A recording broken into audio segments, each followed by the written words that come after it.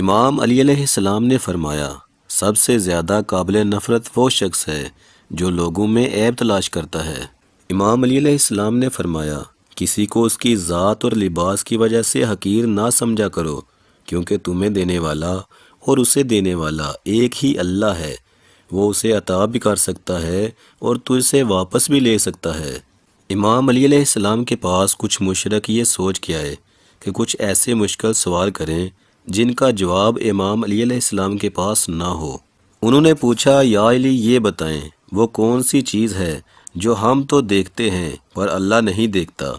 دوسرا سوال، یا علی آپ کہتے ہیں قرآن میں ہر چیز کا علم ہے، تو وہ کیا ہے جو قرآن میں نہیں ہے؟ امام علی علیہ السلام نے مسکرا کے فرمایا، اللہ خواب نہیں دیکھتا کیونکہ اسے نیند نہیں آتی۔ اور دوسرا، قرآن میں سب کچھ لکھا ہے لیکن جھوٹ نہیں لکھا۔ جیسے ہی امام علی علیہ السلام نے ان دونوں سوالات کے جواب فوراً مسکرا کے دے دیے تو وہ مشرک اسی وقت مسلمان ہو گئے۔